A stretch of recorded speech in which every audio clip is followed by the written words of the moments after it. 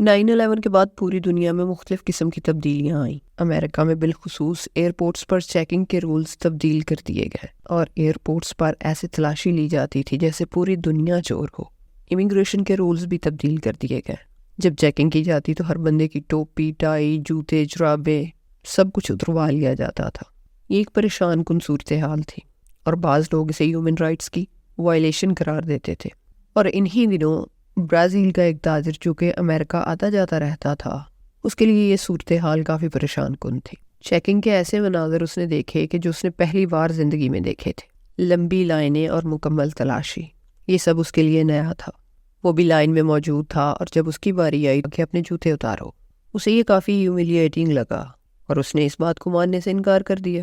تو immigration officers نے اس کا پاسپورٹ لیا اور اس پر مہر لگا دی اور اسے ڈپورٹ کر دیا گیا۔ وہ اگلی فلائٹ سے واپس برازیل پہنچ گیا۔ اس واقعے کو الجزیرہ نے رپورٹ کیا تھا۔ جب وہ برازیل پہنچا تو اس نے وہاں پر پریس کانفرنس بلائی اور سارا واقعہ بیان کر دیا۔ پریس کانفرنس اتنی ایفیکٹو ثابت ہوئی کہ معاملہ عدالت تک چلا گیا۔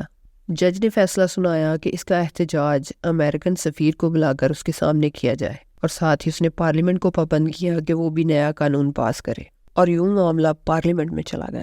چند روز کی بحث کے بعد ایک قانون بنا دیا گیا اور فوری طور پر اس قانون پر عمل درآمد شروع کر دیا گیا، اور وہ قانون ایسا تھا کہ جس پر امریکن گورنمنٹ نے فوراً شدید احتجاج کیا۔ دراصل 2002 سے 2006 تک برازیل دنیا کا واحد ملک تھا جس کے ایئرپورٹس پر صرف اور صرف امریکن شہریوں کی مکمل تلاشی لی جاتی تھی، جس طرح امریکہ دوسرے ممالک کے شہریوں کی لیتا تھا۔ اب ظاہر ہے یہ بات امریکنز کو بھی ہیومیلیٹنگ لگی، اسی لیے امریکہ نے اس قانون پر شدید احتجاج کیا تھا، مگر یہ قانون 4 سال تک لاگو رہا۔ پھر آخرکار امریکہ نے نیگوشیٹ کیا، معافی تلافی ہوئی اور یہ سلسلہ ختم کر دیا گیا۔ سمجھنے کی بات صرف یہ ہے کہ جب کوئی ملک اپنے شہریوں کو تحفظ دینا چاہتا ہے تو قوانین ایسے بنائے جاتے ہیں کہ جو شہریوں کی فیور میں ہوں، اور اس بات کو بھی نظر انداز کر دیا جاتا ہے کہ سامنے دنیا کی سپر پاور ہے۔